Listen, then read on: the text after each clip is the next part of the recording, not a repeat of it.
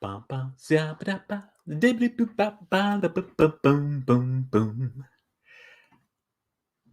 And hey, how's it going? Yeah, I'm gonna have to eventually put music or create some kind of fancy opening for this, but this is what you got so far. So, hi, I'm Curt Covert, and I'm the owner of Smirk and Dagger Games. And welcome to Smirky Inside, where we like to take a look behind the scenes, see what's going on over at Smirk and Dagger, and then sometimes also have some kind of industry chats as well.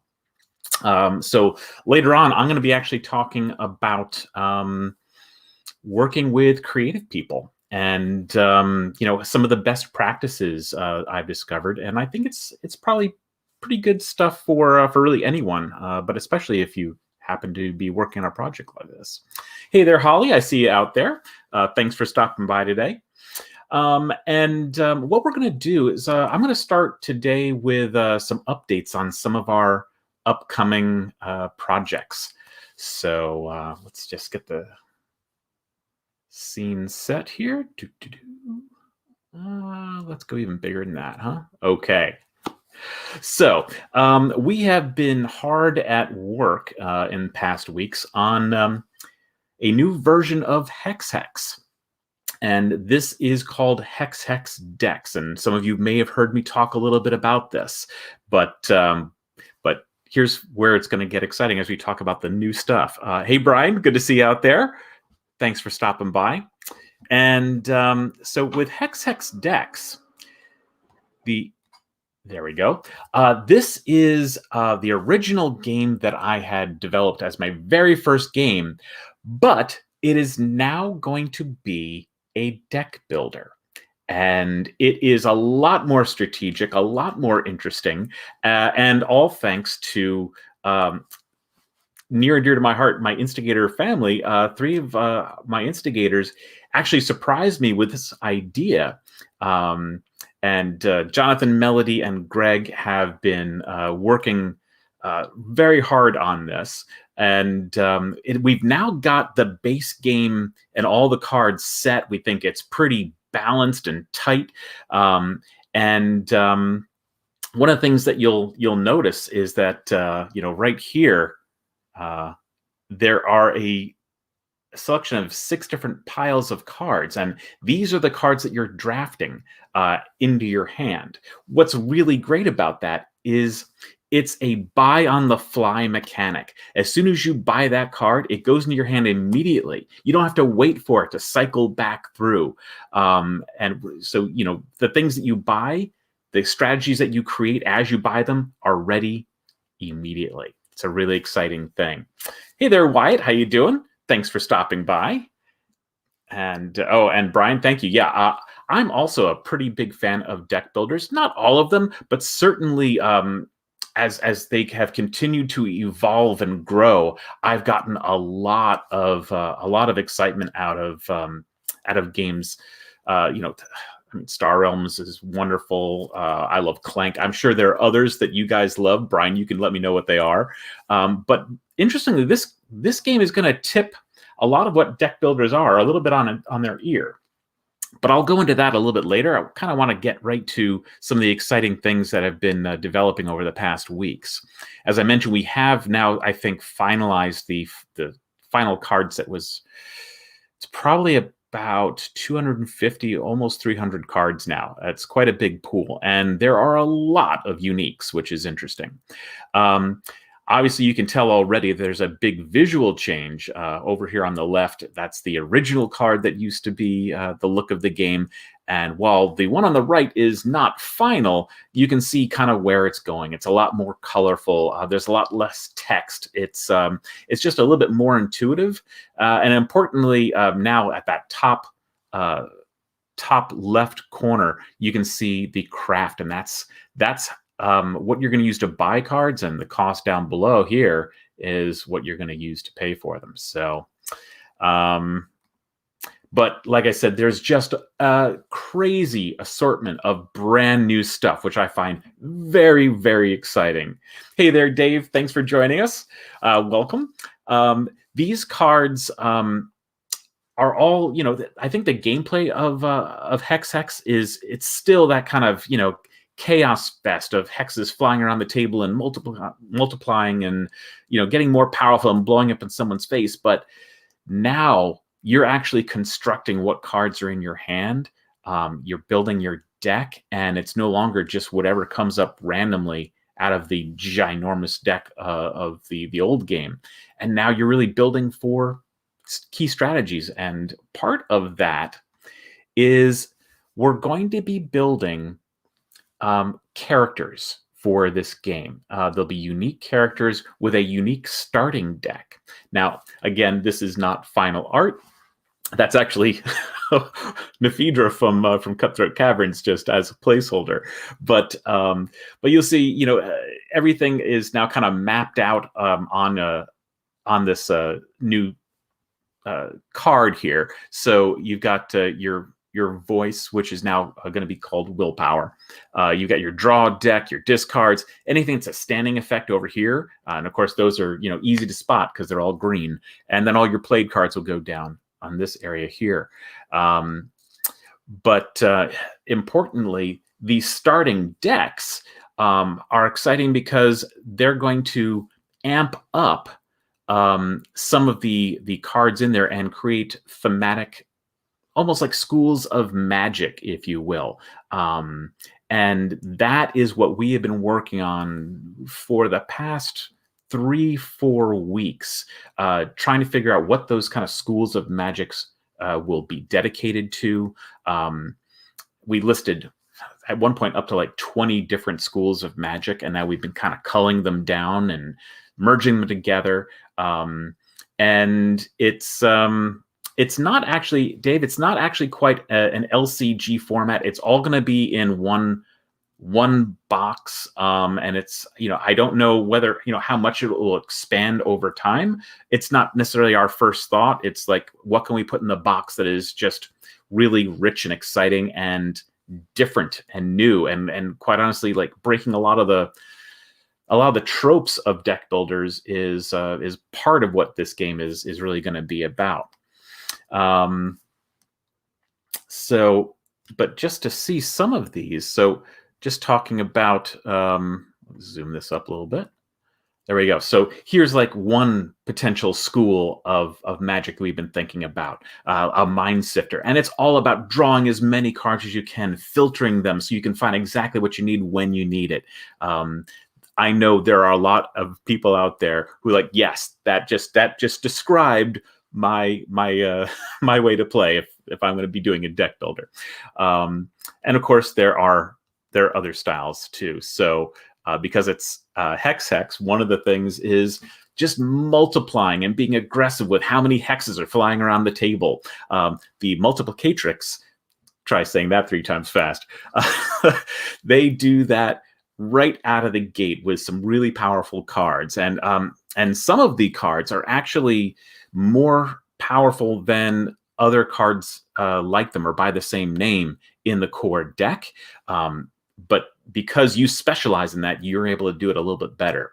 And especially for this particular mage, Twixt allows them, once they create multiples flying all over the table, they've got a card like Twixt, so they can play one card and send them all flying, which puts everyone else at a big disadvantage, but pretty good for them. Okay. Thanks, Dave. Yeah, typing it doesn't count. You have to say it 3 times over, but I appreciate it's very funny. So let's see, one of the other ones. Oh, this is a kind of cool one. Kind of think of it, right now it's kind of like the Ink Mage, and this is all about opportunism and customizing the cards. So you're going to be mimicking cards that have already been played. You're going to be borrowing cards off of the tops of the draw decks, so you don't have to actually buy them. You're just going to use them for now. And a card like Override is going to change the direction of someone else's card that gets played. So there's a lot of really new and interesting strategies, different ways to approach the game, how you think you're going to be best able to win, and something that really fits with your personality. That's what we're working on right now. We've got 12 to 16 characters still in development, and I think it's still going to narrow the field maybe it'll be 8, maybe it'll be 12 in the end. We'll see what really sticks. It's all about right now play testing, balancing, and trying to find what people love and what people,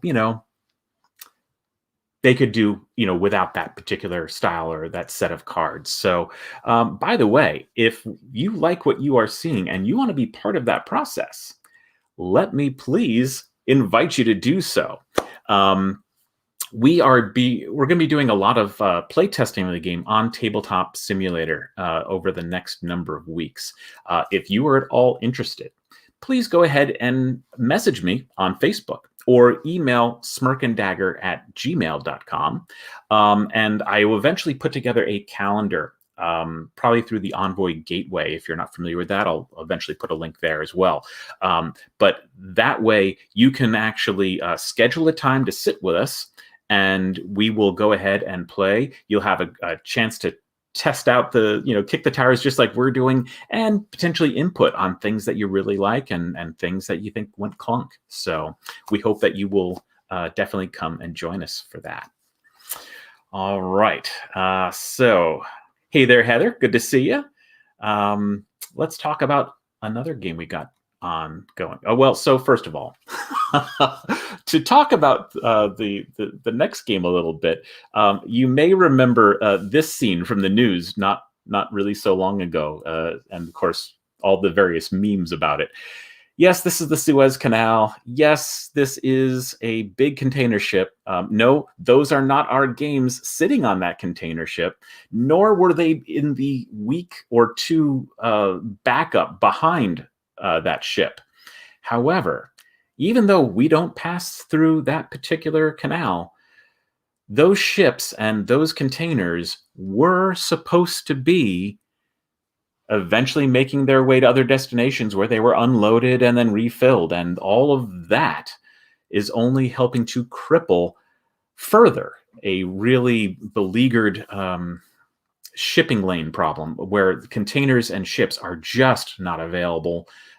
So games that we have in China right now waiting to come here we just can't find a boat. So that's true of Shobu, and it's true of the Night Cage, which is the next game we're going to be chatting about. So the Night Cage, as I said, production is just wrapping on this. So all the boxes are being collated and put into the final shipping cases and then palletized so they can get on those ships when they actually become available. But we do have other exciting news. One of which is that Chris McMahon, one of the designers, who you probably know, has been working for the past, 4 months now with Massive Music, developing the soundtrack for the game. And it is in a final mix right now. So we were going to be able to deliver that to backers who were in the all in or higher, deliver that digital soundtrack to you. It's a 50-minute soundtrack. It's designed to kind of mirror the game as it goes on. So the tension ramps up, and it gets delightful. It's really well produced. I absolutely love it. I was going to try and actually play a piece for you right now in the background, but I can't actually get it to work. I can't input it seems, into the live stream. So, but what I might do shortly is I'll put a link down below once this goes to YouTube and things. So we'll be able to listen in and see how it's going. In any case, there's one other thing that we've been working on. Now, during the campaign itself, we expanded the game. We added more creatures, and all of those horrible monsters are going into the base game that everyone will get, including that giant-sized dirge, which is like 9 tiles big, and I just can't wait for that to come. I think what's going to be kind of exciting in the next couple of weeks, as the games get closer, we are going to actually deliver a brand new monster through the Game Trade magazine. Now, this is from Alliance distributorship, and it's the kind of catalog of games that are coming. You can get them in your local store. Some of you may already subscribe to it, but it's going to have this interesting little friend in it.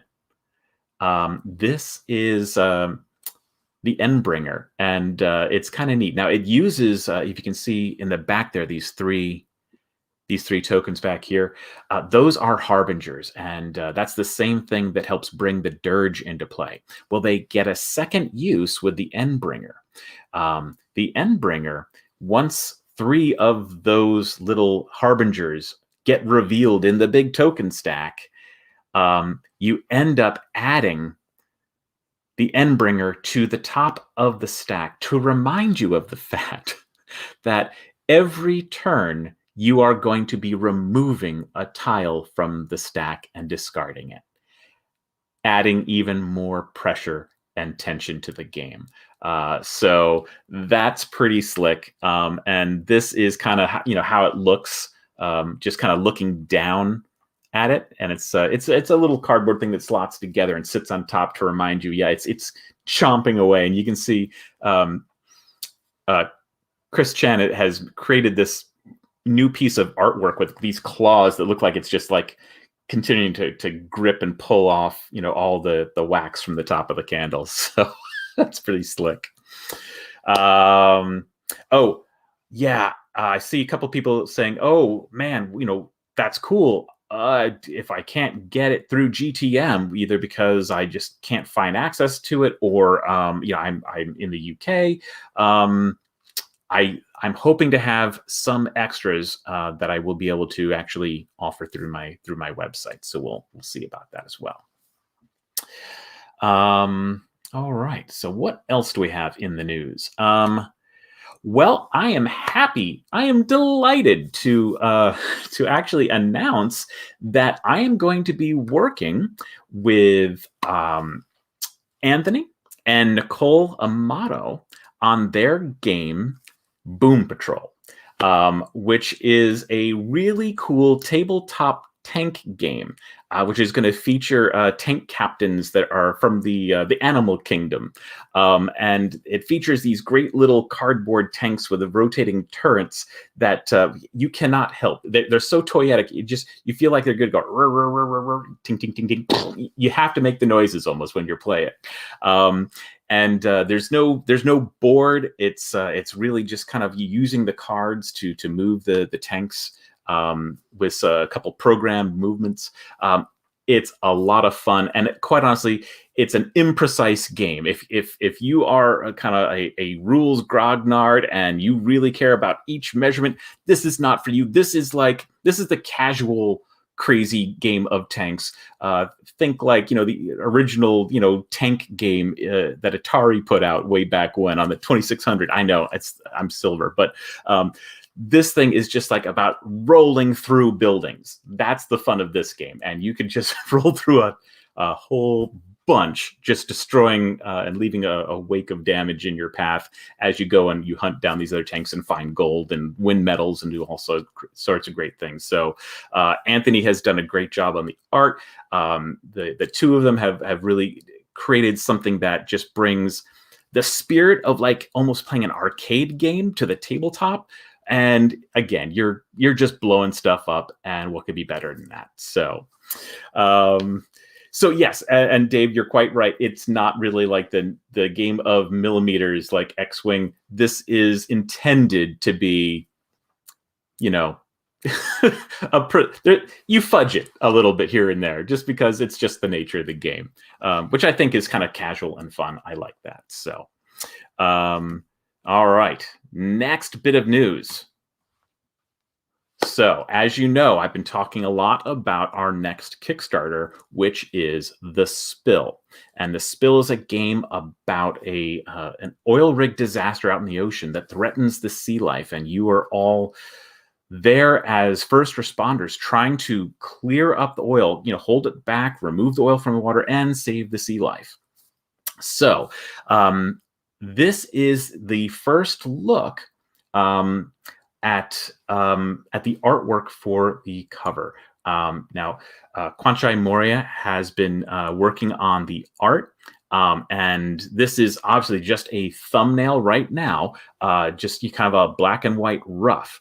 But it really shows you some of the beautiful thing. I mean, if you've seen his other work on other boxes, and I know you have, it's going to be stunning, and I can guarantee you it's going to be rich and beautiful and like poppy colors. The one of the roughs he showed me actually had the oil slick that you can see kind of like coming from the well here. It was like a purple and magenta with almost like a rainbow sheen, like an oil slick will get. It'll get a little, you'll see that kind of spectrum going on. It's really, really going to be, I think, visually arresting, and has a lot of heart to it. That's what I really love. So, getting very, very excited about that. Hey, Fritz, good to see you. How are you, man? Yeah, and I agree that the layout and composition on this, and that is what Kwanchai really does well.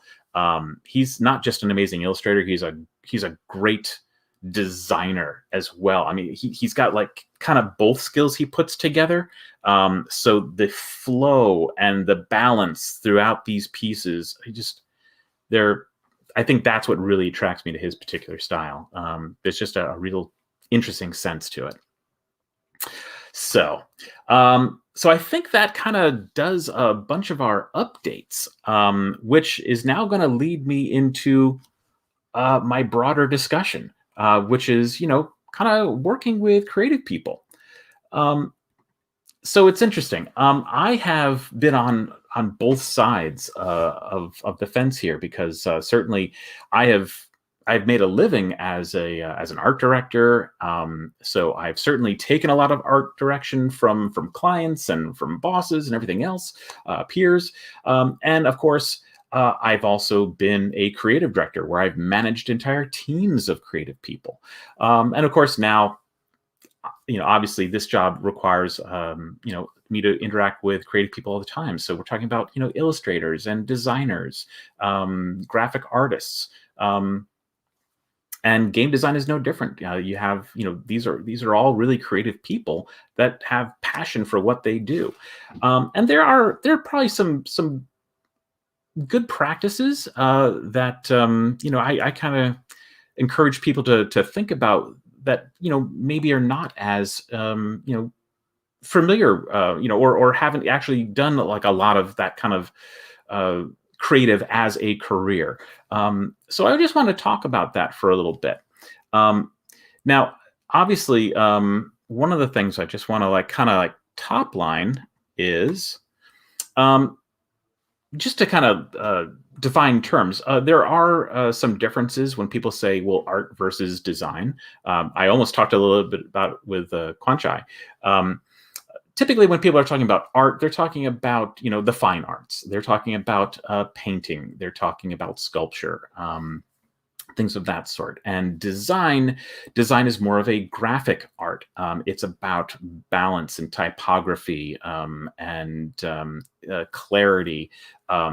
It's about, making all of those cards and rule books and everything else look tight and clear, and just when something's been really well designed. It's just balanced and it's easy to follow, and of course, and yes, layout. Thanks, Dave. But and art, of course. I'm certainly a graphic artist. I have never really been an illustrator. Fine art is kind of outside my wheelhouse. The best I can do is kind of cartoon, sort of. So, but one of the things that people will ask me is like, well, where do you even find artists? And you can find both illustrators and designers at places like ArtStation, DeviantArt.com, Facebook groups like Art and Design for Tabletop Games is a great group. You should join that. You can even check the box or the rule book of someone to really find an artist that you really appreciate their work and contact them. There's a lot of stuff to discuss about working with artists, and questions like the average rates of pay, which, by the way, you absolutely should pay your artists, contracts, art rights, the use of digital versus traditional art in board games, and what kind of things you run into both ways in reproduction. Why you should hire a graphic artist. All of these things are really important topics, and but they're not really at the center of today's conversation.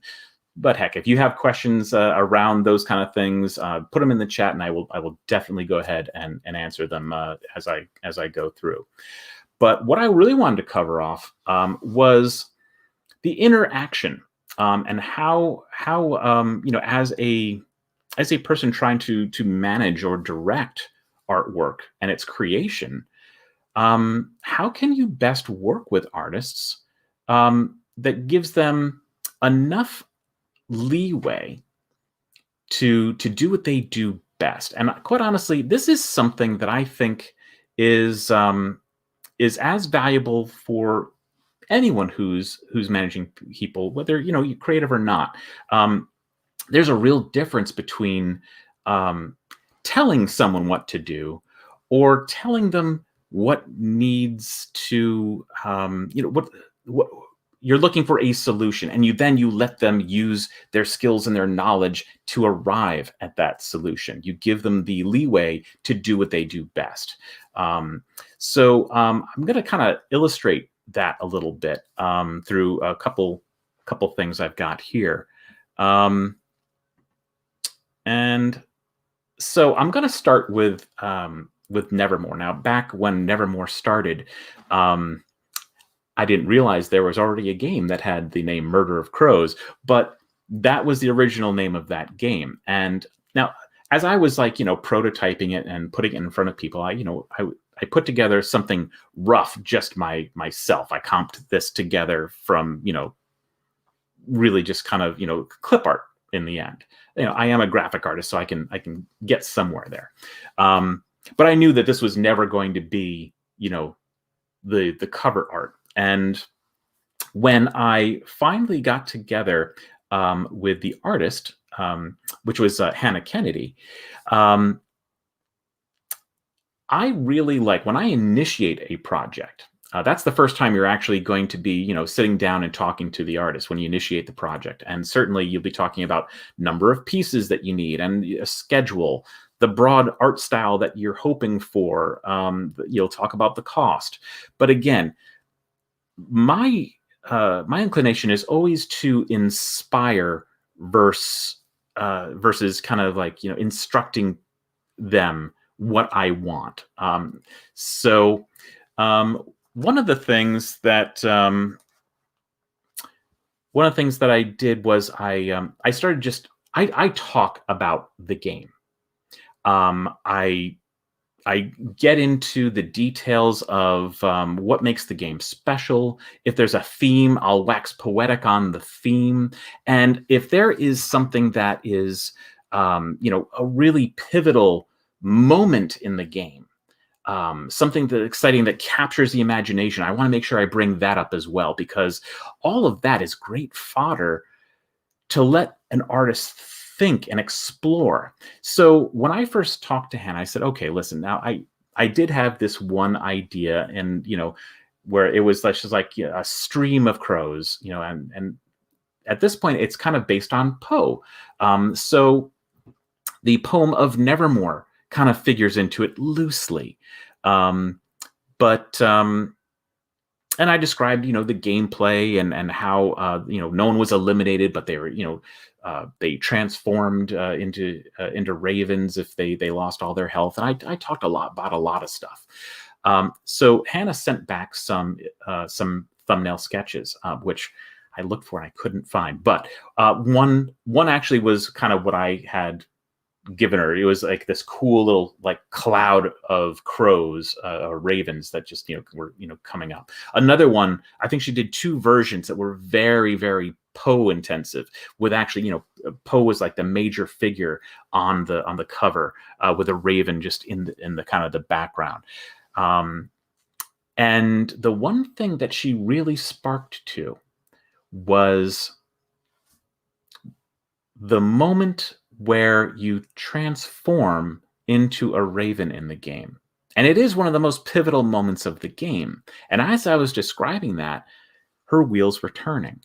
And so she just delivered this quick sketch that became the final cover, which captured the horror of that moment, that very last moment where the last vestige of your humanity is right there. It's the eye of, it's your human eye that's the last piece of you before you're gone and you're a raven. And I was like, oh man. And then worked into the type like that. I was sold. I said, stop right there. That is the direction. I would have never thought of that in a million years. And that's the point. I'm not going to find the best solution. My job is to like paint the picture of the vision of the game, what makes it special, what makes it exciting, and then let the artist solve the problem of how to best communicate with the excitement of the game. And I am constantly delighted when an artist will go above and beyond anything I ever imagined to deliver the artwork. So let's take a look at another one. Now this one was done by Lisa Falzen. Come on now. There we go. This was the very first sketch, and let me get this a little bit bigger for you. This was the very first sketch for our game Before There Were Stars, which was a storytelling game where you're looking at the constellations and coming up with the stories of our creation. How did we all get here? So the constellations were a big factor. There are a lot of constellations that were both animals and physical items, but since it was part of creation, people were going to be touching on gods and goddesses, or however they imagined the world might be created, and people had lots of different ideas about it. But this first sketch, I guess that's the second part, is first you kind of like you give people your vision of what the game's all about, and then when you first see these first sketches, sometimes you are going to have feedback. Now here, the feedback I had was that this figure of the goddess was just a little bit too much of the foreground. Why can't I get it? So it was the actual figure, the constellation, the animal coming down and becoming from stardust into something that is real in the world. That wasn't really coming through in this first one. So here we got a progression a little bit closer. And now the goddess figure is way, way in the back. And now the figure coming down, which originally she envisioned as a bear, is really more center of the piece, whereas the storyteller is kind of down here in the bottom, as they're telling the story of what happened in the stars. But the bear was, while interesting, and certainly it makes sense because there's Ursa Major and Minor, so there are bears in our constellations. But somehow I was really, I think, looking for something that that gave me more of an emotional tug. And so we talked about a bunch of different animals, and I suggested, like, what if it was like a sly fox? And she had done a beautiful fox, coming very similar to this in one of her actual personal works. And maybe that's why she didn't immediately go to it. But when she finally did, and this became the artwork, I just absolutely fell in love with it. Here you can see like the stardust forming into the shape, and then you can even see the kind of the stars dotted and connected as it descends down onto the planet with the storyteller, and the goddess is kind of blowing the stardust off her hand to form that tail. So it's just a beautiful, beautiful piece of work that just. It's an iterative process. It's a dialogue. It's an exchange of ideas, but it's always something where I want a guide rather than tell someone what to do. Certainly as a graphic artist, and those of you who are graphic artists know, very often a client will say, the logo needs to be bigger. Make that background blue. It's just like the worst way to deal with an artist. Don't do that. Just give them a problem to solve. And so I'm going to wrap it up with one more, which is actually the spill. So Kwanchai first came back to me with 2 different pieces of artwork. And at the time, I had given them the title of The Spill Disaster at Deepwell 4. That is the subtitle I was putting on the box. And what you'll see from his first thumbnail here is that while it is stunning to look at, it is very much a disaster. And the platform is on fire. We've got, it's dark. There's oil flying off of the wings of the pelican. It's bleak. It's just, I was afraid that people would just not want to pick up the box. It was going to be too heavy or too depressing a game. And I did say too that in this game the oil rig is not on fire. It's just it's leaking from below. There's not necessarily risk to human life on that rig. It's really more about the environment that's being impacted. So he came back with a second round, which interestingly, we talked about how we wanted to have kind of a more vital stream of animal life. But here they were still very coated with kind of oil in his mind. And we still have a guy with a full hazmat suit. So really, this still felt really, really dark. And I finally said, I tell you what, Kwanchai, forget the words that I gave you as the subhead.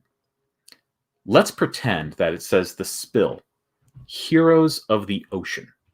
Because I think this has to be a hopeful cover. These have to be about caring humans who have arrived in the nick of time and are going to be able to help. It has to be a little, it's got to be uplifting, and it's got to be a little bit more vibrant. And I want to feel the real humanity here. I want to, and those animals, they've got to leave me feeling hopeful that we can make a difference. And having that discussion as a broad discussion, he said, I think I can actually work with this layout. And in the end, he said, you know what? I painted myself in a corner and I came up with this. And this is what I showed you just earlier. And man, do I love it. I in capital letters, I was typing, oh my God, I love this. And I absolutely do, because this is truly the spirit of the game. It's the spirit that I kind of tried to talk about at the outset of the project, but got muddled when I started talking about disaster and the real impact of the oil. But now we're absolutely seeing it. Here we have a marine biologist, a caregiver, she's holding this sea turtle, rescuing it. Here we've got probably maybe a captain of a boat, directing traffic. And there's one of those boats is here with the boom that's collecting oil.